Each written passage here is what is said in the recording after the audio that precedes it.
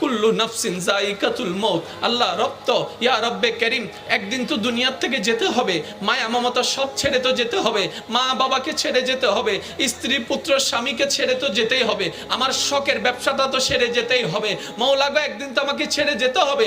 একদিন তো আমি দেখবো না সূর্যের আলোটা, চন্দ্রের সেই কিরণটা আমি দেখবো না, পৃথিবীর বাতাসটা আমি আর নিতে পারবো না। মওলা একদিন তো মৃত্যুবরণ করতে হবে। মওলা গো, কেউ মৃত্যুবরণ করে মোটরসাইকেলে, কেউ মৃত্যুবরণ করে বাসের মধ্যে, কেউ মৃত্যুবরণ করে হসপিটালের মধ্যে, কেউ মৃত্যুবরণ করে এখানে, কেউ মৃত্যুবরণ করে ওখানে, কেউ মৃত্যুবরণ করে পানিতে, কেউ মৃত্যুবরণ করে আগুনে, কেউ মৃত্যুবরণ করে স্ট্রোক করে। মওলা মৃত্যু যেহেতু আমার হবে, তোমার দরবারে একটা ফরিয়াদ, এমন একটা মৃত্যু দিও যখন আমার কপালটা থাকবে সিজদার মধ্যে, আমার কপালটা থাকবে সিজদার মধ্যে, জবান থেকে বের হতে থাকবে তোমার প্রশংসা, সুবহান রাব্বিয়াল আলা, সুবহান রাব্বিয়াল আলা।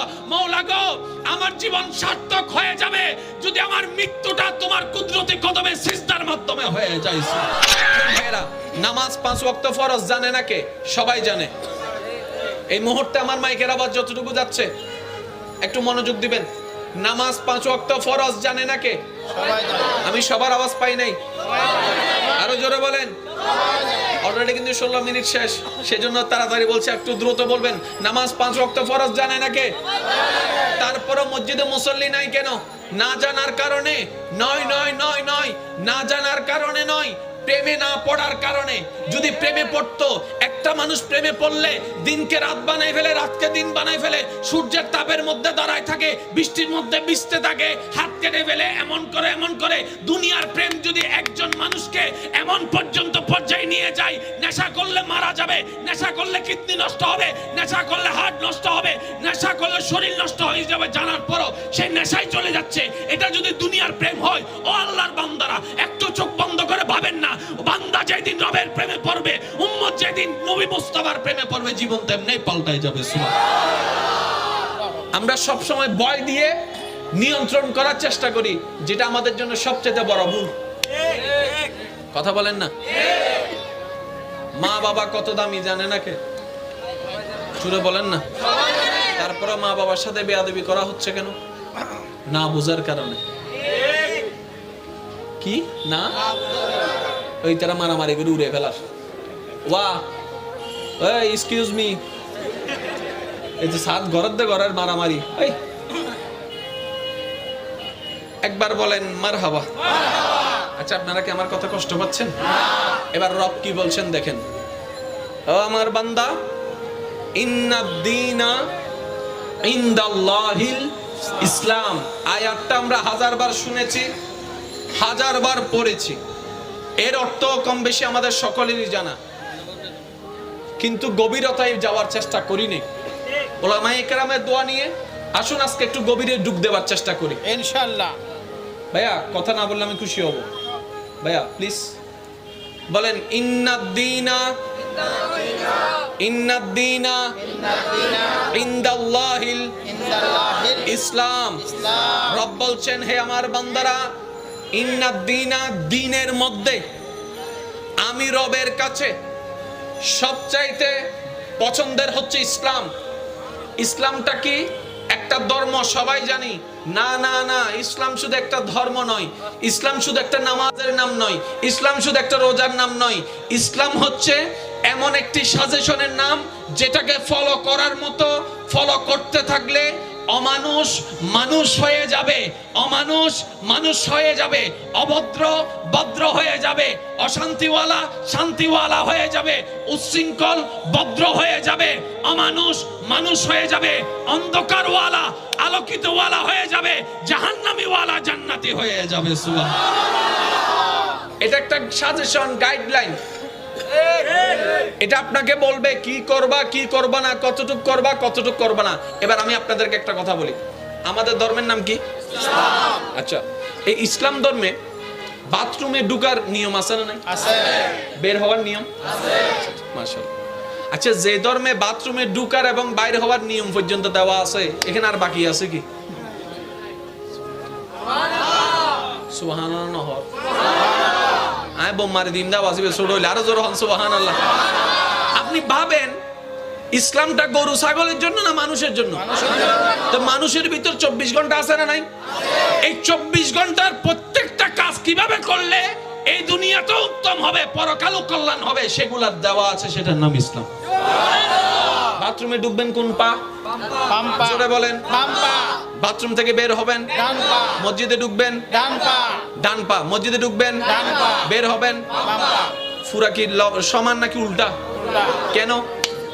আমরা ভাবিনি, আমরা কখনো ভাবিনি। মনে রাখবেন আজকে আমার একটা কথা আমি সবার উদ্দেশ্যে বলছি, ইসলাম কোনো অ্যাজ ইউজুয়াল ধর্ম না, ইসলাম একটা গহীন গবেষণাগার। সমুদ্রের তলা পর্যন্ত হার মেনে যাবে ইসলামের সামনে, এত গভীর। আমরা আজকে থেকে একটা কাজ করবেন, আমার অনুরোধ, ইসলামের প্রত্যেকটা কাজকে আপনি শুধু ভাববেন আচ্ছা এটা এমন হলো কেন, আল্লাহ এইভাবে দিলেন কেন, আল্লাহ এইভাবে দিলেন কেন, আল্লাহ এইভাবে করলেন কেন, আল্লাহ এইভাবে বললেন কেন। দেখবেন প্রত্যেকটা কাজে কাজে আপনার গবেষণা আসবে, গবেষণার থেকে প্রেম আসবে, আর প্রেম আসলে আপনি ঝগড়া করার টাইম পাবেন না, গবেষণা করতেই থাকবেন। বলেছিলেন আরেকটু জোরে বলেন না। বাথরুমে ঢোকার সময় এই তো বলেন না, বাথরুমে ঢোকার সময়, বাথরুম থেকে বের হওয়ার সময়, মসজিদে ঢোকার সময় আর বের হওয়ার সময়। এবার আসুন একটু বিজ্ঞানকারে পার্থক্যটা বুঝি। মানুষের শরীরের পুরা ব্যালেন্সটা থাকে কিসের উপর? জোরে বলেন। আচ্ছা মাঝে মধ্যে আমাদের কি স্কুলে সাজা দিয়েছে, এই এক ট্যাঙ্গর দিয়ে, আচ্ছা এক ট্যাঙ্গর দিয়ে কেঙ্গর হয়, তার মানে ব্যালেন্স। জোরে বলেন না, ব্যালেন্স ব্যালেন্স। কিন্তু যখন আপনি দুই পায়ে দাঁড়ায় থাকবেন মোটামুটি ব্যালেন্স থাকবে।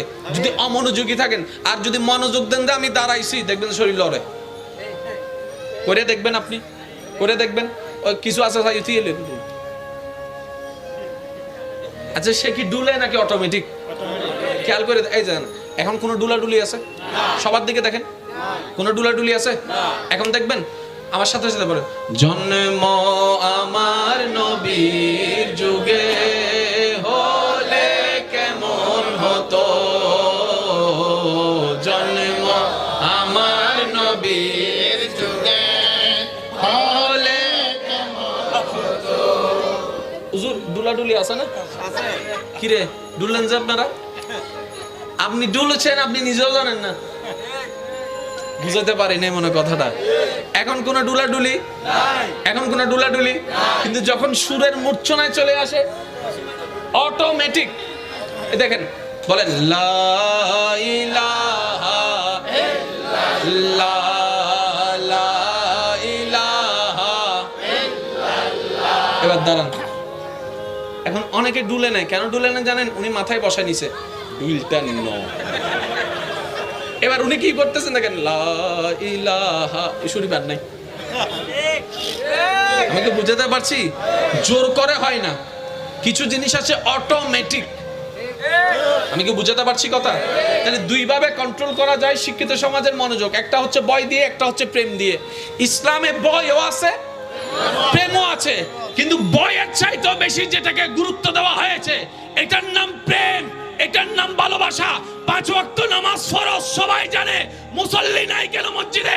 শ্রদ্ধার সাথে বলে গবেষণা করে দেখেন, সবাই জানে 5 ওয়াক্ত, সবাই জানে পড়লে কি লাভ, সবাই জানে না পড়লে কি মাইর আছে, তারপরে নামাজ পড়ে না।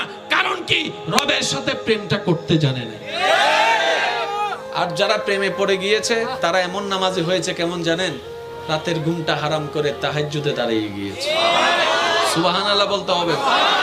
যারা নামাজটা বুঝার মতো বুঝতে পেরেছে তারা সিজদায় গিয়ে একটু দেরি হলে পিছন থেকে কাশি দিয়ে মিস কল দেয় না ইমাম সাহেবকে, তারা সিজদার মধ্যে গিয়ে লুটে পড়ে থাকে। আর এমন অনেকে আছে তারা বলে কুল্লু নাফসিন যায়িকাতুল মউত, আল্লাহ রব তো ইয়া রব্বে করিম একদিন তো দুনিয়ার থেকে যেতে হবে, মায়া মমতা সব ছেড়ে তো যেতে হবে, মা বাবাকে ছেড়ে যেতে হবে, স্ত্রী পুত্র স্বামীকে ছেড়ে তো যেতেই হবে, আমার শখের ব্যবসাটা তো ছেড়ে যেতেই হবে। মওলা গো একদিন তো আমাকে ছেড়ে যেতে হবে, একদিন তো আমি দেখবো না সূর্যের আলোটা, চন্দ্রের সেই কিরণটা আমি দেখবো না, পৃথিবীর বাতাসটা আমি আর নিতে পারবো না। মওলা একদিন তো মৃত্যুবরণ করতে হবে। মওলা গো কেউ মৃত্যুবরণ করে মোটরসাইকেলে, কেউ মৃত্যুবরণ করে বাসের মধ্যে, কেউ কেউ মৃত্যুবরণ করে হসপিটালের মধ্যে, কেউ মৃত্যুবরণ করে এখানে, কেউ মৃত্যুবরণ করে ওখানে, কেউ মৃত্যুবরণ করে পানিতে, কেউ মৃত্যুবরণ করে আগুনে, কেউ মৃত্যুবরণ করে স্ট্রোক করে। মৌলা, মৃত্যু যেহেতু আমার হবে, তোমার দরবারে একটা ফরিয়াদ, এমন একটা মৃত্যু দিও যখন আমার কপালটা থাকবে সিজদার মধ্যে, আমার কপালটা থাকবে সিজদার মধ্যে,